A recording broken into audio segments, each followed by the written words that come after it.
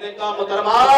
اگر امام کا مقام مرتبہ اتنا آپ نے سمجھ لیا تو جتنی آپ کی تنخواہ ہے نا اتنی مقرر کریں. آپ لولی پاپ کس کو دے رہی ہیں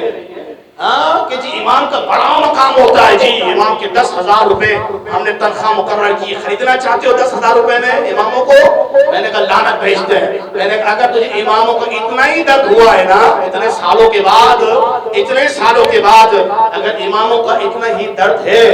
میں نے کہا پھر آپ ایسا کیجئے کہ آپ جو ہے آپ کی جتنی تنخواہ ہے نا, ایک سی ایم کی جتنی تنخواہ ہے, ہم وزیر اعظم کی تنخواہ کی بات ہی نہیں کر رہے ہیں, جتنی سی ایم کی تنخواہ ہے اتنی تنخواہ مقرر کریں, کیونکہ آپ بات دین کی کر رہی ہیں اور ہم آپ کو دین کی بات سے جواب دے رہے ہیں کہ امیر المومنین جناب سیدنا صدیق اکبر رضی اللہ تعالی سے پوچھا گیا حضور آپ امیر المومنین ہیں, آپ کی تنخواہ کتنی ہونی چاہیے؟ آپ نے فرمایا جتنی ایک مزدور کی تنخواہ ہونی چاہیے.